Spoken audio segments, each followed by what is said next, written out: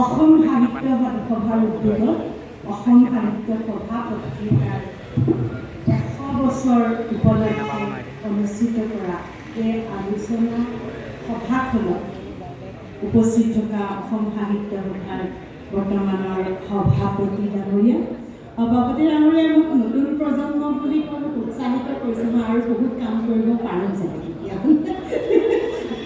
নতুন প্ৰজন্ম মোৰ ছাত্ৰ প্ৰজন্ম বহি আছোঁ দুইজনেই ছাত্ৰ যি কি নহওক মই এইটো এটা মোৰ কমপ্লিমেণ্ট বুলি গ্ৰহণ কৰিছোঁ। ধন্যবাদ।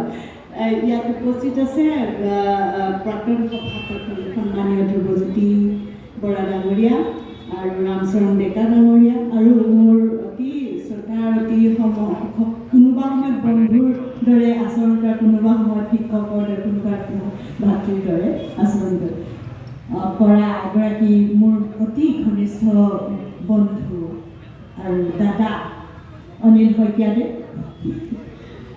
আৰু মোৰ মৰমৰ ৰবীন্দ্ৰ ৰাজখোৱা আৰু জ্যোতিষ্মান দাস।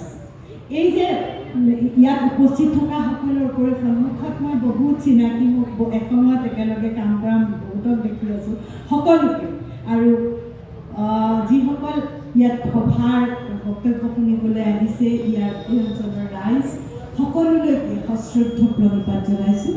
এইটো এটা বৰ মানে আনন্দৰ কথা যে 100 বছৰত ভৰি দিছে অসম সাহিত্য সভা পত্ৰিকা। আনন্দৰ লগতে প্ৰত্যাহ্বানৰ কথা, আনন্দৰ লগতে প্ৰত্যাহ্বানৰ কথা আমাৰ ডক্টৰ অনিল শইকীয়া ছাৰে কৈ গৈছে যে আমি সেই 100 বছৰীয়া গৰিমা 100 বছৰত কেতিয়াবা ক'ৰবাত ধূলি মাকতিও লাগিছে, কেতিয়াবা ক'ৰবাত বিমৰ্ষ হৈছে, ক্ষীণাইছে, ৰুগীয়া হৈছে, আকৌ কেতিয়াবা ঠন ধৰি উঠিছে, কাৰোবাৰ সুদক্ষ হাতৰ পৰিচালনাত ঠন ধৰি উঠিছে, কাৰোবাৰ হয়তো কিছু অৱহেলাত এই আলোচনীখনে কেতিয়াবা নিশকতীয়াও হৈছে। এই যে যাত্ৰাটো কৰিছে, এই যাত্ৰাটোৰ অতিক্ৰম কৰিও 100 বছৰত যেতিয়া আমি উপনীত হ'লোঁ, 100 বছৰে আমাৰ কাৰণে নতুন প্ৰত্যাহ্বান আনিছে। কেনেকৈ আমি আমাৰ অসম সাহিত্য সভা পত্ৰিকাখনক সেই স্থানত উপনীত কৰাব পাৰোঁ যি স্থানত এসময়ত অসম সাহিত্য সভা পত্ৰিকাই এই যে জোনাকী, এই যে আমাৰ অৰুণোদয়, একোটা যুগক প্ৰতিনিধিত্ব কৰিছে। ৰামধেনু যিবিলাক সাহিত্য পত্ৰিকাই একোটা যুগক প্ৰতিনিধিত্ব কৰি একোটা যুগৰ যিটো যুগ স্পিৰিট, যুগ উদ্যমটোক দাঙি ধৰিব পাৰিছে। অসম সাহিত্য সভা পত্ৰিকায়ো যুগ উদ্যমক দাঙি ধৰি এই যুগ এতিয়া আমি যিটো যুগত আছোঁ, এটা সন্ধিক্ষণৰ যুগ, এটা সময়ত ইয়াত ধৰ্ম, গোষ্ঠী, ভাষা, বৰ্ণ নিৰ্বিশেষ এটা জাতীয়তাবাদী চেতনাৰ আকৌ উত্থান ঘটিছে নতুনকৈ, নতুন ধৰণৰ। এই যুৱ সন্ধিক্ষণৰ যিটো উদ্যম স্পিৰিট, এই স্পিৰিটটো এতিয়াৰ সম্পাদকে মই ভাবোঁ তাক ধৰিব লাগিব। মই অতি আশাবাদী, অতি গৌৰৱবোধ কৰোঁ যে মোৰ ভাতৃ ৰবীন্দ্ৰ ৰাজখোৱা, যিজন এজন অতি সক্ষম সুদক্ষ সম্পাদক, ডিব্ৰুগড় বিশ্ববিদ্যালয়ৰ আলোচনী সম্পাদক হৈ থাকোঁতে তেওঁ সুদক্ষতাৰ পৰিচয় দিছিলে। দীৰ্ঘদিন লখিমপুৰ কলেজৰ যিখন আলোচনী, সেইখন আলোচনীয়ে এটা বুদ্ধিদীপ্ত জাগৰণৰ সৃষ্টি কৰি আহি অসমৰ যুৱ মানসিকতাক বৰ সুন্দৰভাৱে দাঙি ধৰিব পাৰিছে। আৰু সেইকাৰণে প্ৰত্যেক যুৱ মহোৎসৱত মই দেখোঁ, ডিব্ৰুগড় বিশ্ববিদ্যালয়ৰ অন্তৰ্গত যুৱ মহোৎসৱ হওক বা সামগ্ৰিকভাৱে অসমৰ হওক, সকলোতে লখিমপুৰ কলেজৰ যিখন আলোচনী সেইখনে প্ৰথম স্থান অধিকাৰ কৰিবলৈ প্ৰায় সক্ষম হৈছে। তাৰে আকৌ এখন সচক জ্যোতিষ্মান দাস, আমাৰো ছাত্ৰ, ৰবীন্দ্ৰৰ ছাত্ৰ, মোৰ বিশ্ববিদ্যালয়ৰ ছাত্ৰ, ৰবীন্দ্ৰ কলেজৰ ছাত্ৰ। জ্যোতিষ্মান দাসো তেনেকুৱা এজনে সম্পাদক যিজনে সেই ধৰণৰ সেই যোগ্যতা আহৰণ কৰিবলৈ সক্ষম হৈছে লখিমপুৰ কলেজৰ আলোচনীটো আৰু ডিব্ৰুগড় বিশ্ববিদ্যালয়ৰ আলোচনীখনৰ যোগেদি। আৰু এইকাৰণে এই কথাটো মই ইয়ালৈ আনিলোঁ যে এই যে যুৱ উদ্যমটোক ধৰি ৰখাৰ যিটো স্পিৰিট, বা তেওঁলোকে যিটো ধৰণে অসমৰ সমসাময়িক পৰিপ্ৰেক্ষাক ধৰি ৰাখি অসমীয়া সাহিত্য আলোচনীখনক উজ্বলাই তুলিবলৈ যত্ন কৰি আহিছে, সেই যত্নটো যদি অসম সাহিত্য সভাৰ পত্ৰিকাত তেওঁলোকে প্ৰয়োগ কৰিব পাৰে। বহুদিন হ'ল আগতে প্ৰকাশ আলোচনীখনো এটা যুগ নিৰ্ণায়ক এটা নেতৃত্বস্থানীয় গুৰুত্ব লাভ কৰিব পাৰিছিলে। মই মোৰ বিচাৰত এতিয়া প্ৰকাশ আলোচনীও এটা ক'ৰবাত লবিকেন্দ্ৰিক হৈ আঁতৰি যায়। লবিকেন্দ্ৰিক ৰাজনীতিয়ে গোটেই বস্তুবিলাকৰ গুৰুত্ববিলাক নোহোৱা কৰে। গতিকে অসম সাহিত্য সভা পত্ৰিকাই তেনেকুৱা ধৰণৰ সংকীৰ্ণতা মুক্ত হোৱাৰ এটা সময় আহিছে। সংকীৰ্ণতাৰ পৰা মুক্ত হ'ব লাগিব। সংকীৰ্ণতা কি?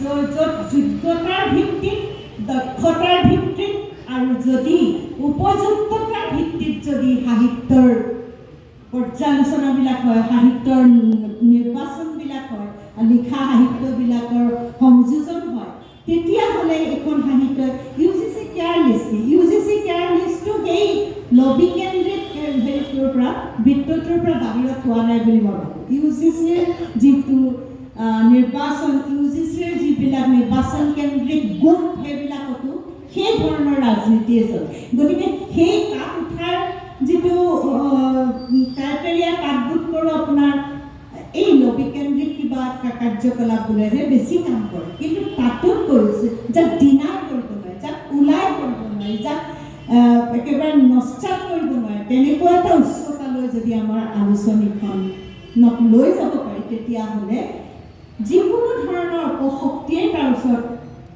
নতশীৰ হ'বলৈ বাধ্য হ'ব। কোনো ধৰণৰ ৰাজনীতিৰ ঊৰ্ধত যদি আমি বস্তুবিলাক নিৰ্মাণ কৰিব পাৰোঁ, যুগটোক প্ৰতিনিধিত্ব কৰিব পাৰোঁ, সাহিত্যক নিৰ্মাণ কৰিব পাৰোঁ, সাহিত্যৰ যিটো সৌষ্ঠ, সাহিত্যৰ যিটো ৰস, সাহিত্যৰ যিবিলাক গৰিমা, সেই গৰিমা বা কালিকাক ৰক্ষা কৰিবলৈ সাহিত্য সভা পত্ৰিকাই নিজৰ দৃষ্টিত নিবদ্ধ কৰিব লাগিব, নিজৰ লক্ষ্যতাত আবদ্ধ কৰিব লাগিব আৰু গতি বা উদ্যমটোক সেই দিশতে গতিশীল কৰিব লাগিব বুলি মই ভাবোঁ। পৃথিৱীৰ যিকোনো ক্ষেত্ৰতে, পৃথিৱীৰ গ্ৰেট ব্ৰিটেইন হওক বা আমেৰিকা হওক, সকলোবিলাক ঠাইৰে সাহিত্যৰ গতিধাৰাক নিয়ন্ত্ৰণ কৰাত কিন্তু পত্ৰিকাবিলাকে সদায় গুৰুত্ব লাভ কৰি আছে। অসমত ভাৰতবৰ্ষৰ নৱজাগৰণৰ সময়ত বংগদেশত তত্ত্ববোধিনী বা অন্য ধৰণৰ পত্ৰিকাবিলাকে যি গুৰুত্বৰে এটা যুগক আগুৱাই লৈ গৈ সেই সময়ৰ ইতিহাসক ধৰি ৰাখিছিলে, সেই ধৰণে আমাৰ পত্ৰিকাবিলাকেও সেই ইতিহাস, সমসাময়িক উদ্যম বা এতিয়াৰ যুৱ উদ্যমটো হ'ল কি, সাহিত্য কেৱল সাহিত্য হৈ থকা নাই, সাহিত্য কৰি তোলা সাহিত্য কৰি তোলা বিষয় ক্ষেত্ৰবিলাক, সাহিত্যৰ লগত সম্পৰ্কিত বিষয় ক্ষেত্ৰবিলাক, দৰ্শন, বিজ্ঞান, ভূগোল বা অন্যান্য ধৰণৰ ইতিহাস, সকলোবিলাকক সম্পৰ্কিত কৰি ইণ্টাৰ ডিচিপ্লিনেৰী বা আন্তঃবিদ্যাৱৰ্তী, আন্তঃ বিষয়বৰ্তী অধ্যয়নেৰে সৈতে সাহিত্য সমৃদ্ধ হৈছে।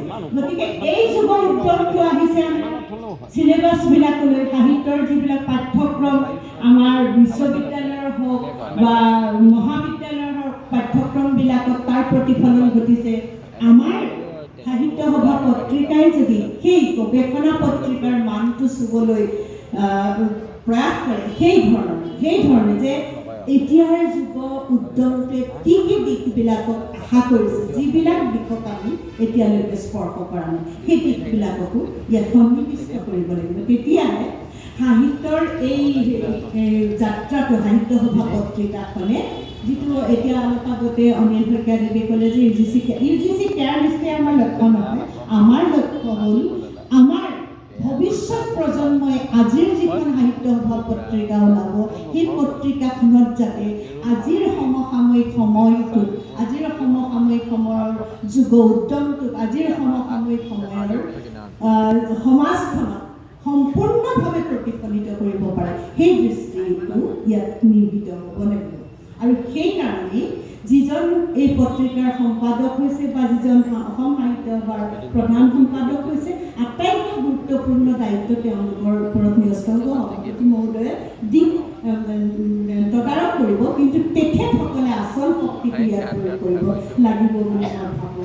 যেনেকৈ আমি এই সাহিত্য সভা পত্ৰিকাখনৰ ইতিহাসৰ যি কেইবাজনো আমাৰ বিশ্বক্ষণ সম্পাদকৰ কথা উল্লেখ কৰি গ'ল আমাৰ সন্মানীয় উদ্বোধক ডাঙৰীয়াই, সেইসকলে যেনেকুৱা ধৰণে আত্মনিষ্ঠা ত্যাগৰ নিদৰ্শন ৰাখি থৈ গৈছে, যেনেকুৱা ধৰণে সাহিত্য পত্ৰিকাবিলাক নিৰ্মাণ কৰিছিলে, সেইবিলাকে আমাক কিন্তু মোক গৱেষণাৰ ক্ষেত্ৰত যথেষ্ট সহায় কৰিছিলে। আমাৰ ডিব্ৰুগড় বিশ্ববিদ্যালয়ৰ যিটো লাইব্ৰেৰী আছিলে, এটা সময়ত বৰ মানে অলপ ভোক মৰা অলপ হেৰি ধৰণৰ আছিলে, মানে ভিতৰৰ ফালে আন্ধাৰ, তেনেকুৱা ধৰণৰ ওপৰৰ মহলাবিলাক অলপ জয়াল ভয়াল, এনেকুৱা ধৰণৰ অনুভূতিবিলাক আমি পঢ়ি থাকোঁতে আহিছিলোঁ। আৰু কিন্তু তাতেই সাহিত্য সভাৰ পত্ৰিকাবোৰ ইমান ধুনীয়াকৈ জম হৈ আছিলে। মই গৱেষণা কৰোঁতে তাত সোমাই থাকোঁতে এই 4 বজাৰ 5 বজাৰ সময়ত এটা বেল বাজে, মানে হেৰি ছিগনেল দিয়ে। এই ছিগনেলটো দিওঁতে সেই 3 মহলাৰ পৰা নামি অহাটো বৰ ভয়ংকৰ যাত্ৰাৰ নিচিনা লাগিছিল। এই তেতিয়া ছিগনেলটো দিয়াৰ আগতে যেনেকৈ দৌৰিছিলোঁ, মানে তাতে যদি বন্দী হৈ থাকি যাওঁ ইমান ডাঙৰ এটা বিল্ডিঙত, তেতিয়া কিন্তু সেই সাহিত্য সভা পত্ৰিকাবোৰ আমি চালি যাই চুই চালি এটা মহৎ এটা অনুভৱ হৈছিলে। এনেকুৱা এটা অনুভৱ হৈছিলে যেন আমি বিদ্যাৰ একেবাৰে উচ্চতম এটা হেৰিত স্পৰ্শ কৰিছোঁ, চৰম স্পৰ্শ কৰিছোঁ বিদ্যা। সেই ধৰণৰ অনুভূতি এটা জাগ্ৰত হৈছিল। কিন্তু লগে লগে সময়ৰ লগে লগে সেই গৰিমাটো ক'ৰবাত কেতিয়াবা হেৰাইছে, সেইটো ডাঙৰ কথা নহয়। এটা 100 বছৰীয়া যাত্ৰা, 100 বছৰ গাড়ী এখনো মানুহৰ হাতত নাথাকে, চাৰ্ভিচিঙৰ প্ৰয়োজন হয়। আমাৰ সাহিত্য সভাৰো যেতিয়াই যেনেকুৱা ধৰণৰ সংকটবিলাক বা যিকোনো ধৰণৰ পত্ৰিকাৰ মাজত কেতিয়াবা আমি নিজক আত্মবিশ্লেষণৰ এটা প্ৰয়োজন, কোনবিলাক পত্ৰিকাৰ ক্ষেত্ৰত কোনবিলাক কাৰণ আৰু কাৰকে আমাক ক্ষতিগ্ৰস্তও কৰিছে কোনোবা সময়ত আমাৰ চিন্তা চেতনা, সেই ক্ষতিগ্ৰস্ত কৰা কাৰকবিলাক চিনাক্ত কৰি সেইবিলাকৰ ৰোগ নিৰাময়ৰ চেষ্টাটো কৰিব লাগিব। অসম সাহিত্য সভা পত্ৰিকা চিৰদিন দীৰ্ঘজীৱী হ'বই মোৰ ধাৰণা। আৰু দীৰ্ঘজীৱী এইকাৰণেই হ'ব যে ইয়াত অসমৰ মানুহৰ তৃণমূল হৃদয়ৰ আকাংক্ষা জড়িত হৈ আছে। অসম সাহিত্য সভা বুলি ক'লে মাজতে যিমানেই সংঘাত সংঘৰ্ষ কৈছোঁৱে, 100 বছৰ অতিক্ৰম কৰাটো বৰ ডাঙৰ কথা নহয়। 100 বছৰীয়া এটা দেহত ঘূণেও ধৰে, কেতিয়াবা ঘূণ ধৰা অংগবোৰ আঁতৰাই পেলাব লাগে। সেইটোতো অপাৰেশ্যন কৰি ঘূণে ধৰা অংগবোৰ আঁতৰাই পেলোৱা হয় শৰীৰৰ ক্ষেত্ৰত। গতিকে ঘূণে ধৰা আমি বৃহত্তৰ স্বাৰ্থত ঘূণবিলাক সদায় আঁতৰাব লাগে। যিকোনো ক্ষেত্ৰত গুণৰ অনুমান পালে তাক আঁতৰাব লাগে আৰু সেইবিলাকক বিকশাই দিলোঁ। এতিয়াৰ সভাপতি সম্পাদকে চেষ্টা কৰিছে বুলি মই দেখিবলৈ পাইছোঁ, শুনিবলৈ পাইছোঁ। বা তাৰ এটা উদাহৰণ হিচাপে মই অৰবিন্দ ৰাজখোৱাক এই পত্ৰিকাখনৰ দায়িত্ব দিয়াটোৱে এটা বৰ ডাঙৰ পদক্ষেপ বুলি মই ভাবোঁ। অৰবিন্দ ৰাজখোৱা অতি উৎকৃষ্ট এজন সম্পাদক, তেখেতে বোধ কৰোঁ এই সাহিত্য সভা পত্ৰিকাখনত এটা মানসম্পন্ন স্থানত প্ৰতিষ্ঠা কৰি দিবগৈ। মাজৰ যে বহুবিলাক হেৰি বা তাৰ আগতেও জ্যোতিৰেখা বাইদেৱে যথেষ্ট কৰিছে, RSSN আনিছে, অনিল শইকীয়া ছাৰে কৰিছে, বা যিকোনো সময়ত যিকোনো সম্পাদকে নিজৰ সম্পূৰ্ণ শক্তিৰে ইয়াক প্ৰতিষ্ঠা আৰু হেৰি কৰিবলৈ, গৰিমা বঢ়াবলৈ যত্ন কৰি আহিছে। কিন্তু এতিয়াৰ এই সময়খিনিত আটাইতকৈ প্ৰত্যাহ্বানৰ সময়, যিখিনি সময়ত সাহিত্য সভাৰ গাটো কেতিয়াবা অনেক চেকা লাগিছে, সেই চেকাবোৰ গুচোৱাৰো সময়। মই কথাবোৰ মুকলিকৈ কৈ বেয়া নাপাব, ময়ো সাহিত্য সভা, ময়ো মোৰ আত্মাও সাহিত্য সভাৰ লগত জড়িত। তথাপি আমি আমাক আত্মবিশ্লেষণ কৰিব লাগিব। আত্মবিশ্লেষণ কৰি ক'ত ভুল লাগিছে, ভুলবোৰ গুচাব লাগিব। মই অসম সাহিত্য সভাৰ উন্নতি কামনা কৰিছোঁ।